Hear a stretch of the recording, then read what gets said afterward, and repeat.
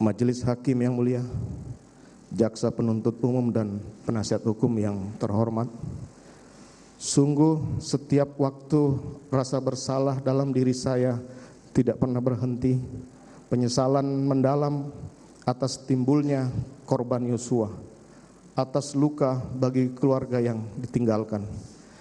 Terlebih khusus terhadap istri saya yang terkasih, Putri Chandrawati, yang untuk kedua kalinya harus menderita karena tanpa dasar dan bukti kesalahannya telah dijadikan terdakwa dalam persidangan ini, setelah sebelumnya menjadi korban perkosaan yang merampas kehormatan dan martabatnya sebagai seorang perempuan, istri dan ibu dari anak-anak kami.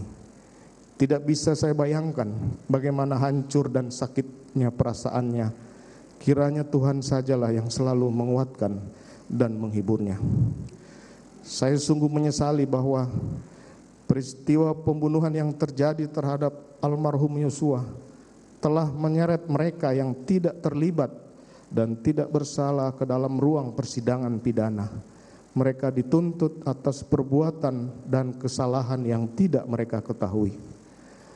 Penyesalan yang teramat dalam juga terhadap Kuat Ma'ruf dan Ricky Rizal sebagai orang-orang yang baik yang telah didudukkan sebagai terdakwa tanpa tahu apa kesalahannya. Juga terhadap Richard Eliezer yang harus menghadapi situasi ini. Saya bersalah dan menyesal karena amarah dan emosi telah menutup logika berpikir saya. Saya lupa bahwa saya seorang Inspektur Jenderal Polisi dan pejabat utama Polri yang tidak pantas melakukan hal tersebut. Selama 28 tahun saya tidak pernah lelah mendedikasikan diri bagi Polri yang selalu saya cintai. Dalam banyak penugasan sebagai seorang polisi, acap kali saya harus meninggalkan istri dan anak-anak semata-mata untuk memberikan dedikasi terbaik bagi kepolisian, masyarakat, nusa dan bangsa. Sebagai anggota Polri, saya tidak pernah melakukan pelanggaran pidana, pelanggaran disiplin maupun kode etik, bahkan telah menerima bintang Bayangkara Pratama dari Bapak Presiden yang membuktikan dharma bakti saya bagi Polri yang tanpa cacat dan celah selama berdinas. Majelis Hakim yang mulia, Jaksa Penuntut Umum dan Penasihat Hukum yang terhormat. Akhirnya di tengah persidangan yang begitu sesak dan penuh tekanan ini, saya kembali menyampaikan permohonan maaf yang mendalam kepada keluarga korban almarhum Yosua, kepada Bapak Presiden Republik Indonesia dan seluruh jajarannya, kepada Bapak Kapolri dan Kepolisian Republik Indonesia yang sangat saya cintai, kepada masyarakat Indonesia yang telah terganggu dengan peristiwa ini. Saya juga meminta maaf sujud kepada istri saya yang terkasih, Putri Chandrawati dan anak-anak. Saya telah lalai menjalankan tugas sebagai seorang suami, sebagai seorang ayah yang baik. Semoga Tuhan mengampuni saya dan kiranya Ia selalu memberikan keteguhan dan kekuatan kepada kalian. Selanjutnya, melalui pembelaan ini, saya mohon kepada Majelis Hakim yang mulia berkenan memberikan keputusan yang adil berdasarkan hukum dan penilaian objektif atas fakta dan bukti yang telah dihadirkan di persidangan ini dengan mempertimbangkan yang pertama, bahwa sejak awal saya tidak merencanakan pembunuhan terhadap korban Yosua karena peristiwa tersebut terjadi begitu singkat dan diliputi emosi, mengingat hancurnya harkat martabat saya, juga istri saya yang telah menjadi korban perkosaan. Kedua, dalam pemeriksaan saya telah berupaya menyajikan semua fakta yang saya ketahui, termasuk mendorong saksi atau terdakwa lain sebagaimana dalam keterangan Kuat Ma'ruf untuk mengungkap skenario tidak benar pada pemeriksaan di tingkat penyidikan. Ketiga, saya telah mengakui cerita tidak benar mengenai tembak-menembak di rumah Duren 3. Keempat, saya telah menyesali perbuatan saya, meminta maaf dan siap bertanggung jawab sesuai perbuatan dan kesalahan saya.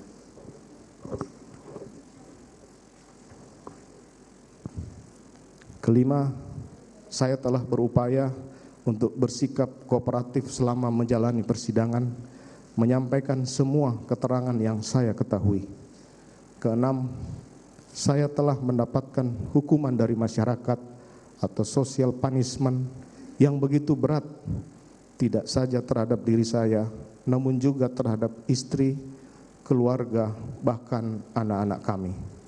Ketujuh, baik saya maupun istri telah didudukkan sebagai terdakwa dalam persidangan ini dan berada dalam tahanan. Sementara 4 orang anak-anak kami, terkhusus yang masih balita, juga punya hak dan masih membutuhkan perawatan juga perhatian dari kedua orang tuanya. Kedelapan, sebelumnya saya tidak pernah melakukan tindak pidana di masyarakat, melakukan pelanggaran etik maupun disiplin di kepolisian. Kesembilan, saya telah 28 tahun mengabdikan diri kepada Kepolisian Negara Republik Indonesia, kepada nusa dan bangsa, sehingga atas kesetiaan dan dharma bakti tersebut, saya telah dianugerahi bintang Bayangkara Pratama yang diberikan oleh Bapak Presiden Republik Indonesia.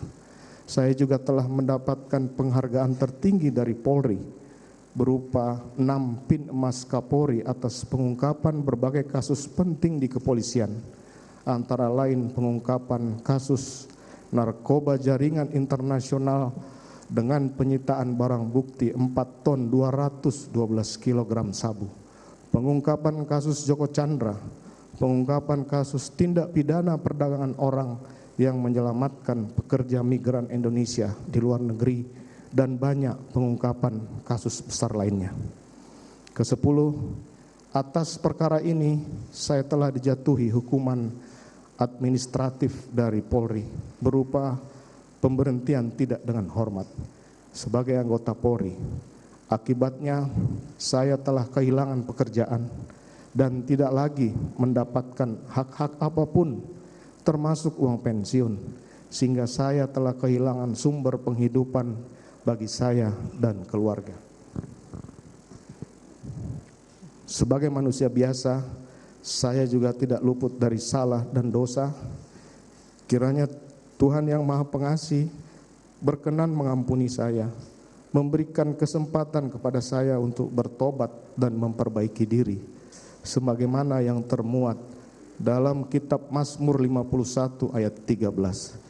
Janganlah membuang aku dari hadapan-Mu, dan janganlah mengambil roh-Mu yang kudus daripadaku. Demikian pula termuat dalam Wahyu 3 ayat 19. Barang siapa kukasihi, ia kutegur dan kuhajar. Sebab itu relakanlah hatimu dan bertobatlah. Dan masa lalu adalah pengalaman berharga, hari ini adalah kehidupan kepastian, hari esok adalah pengharapan.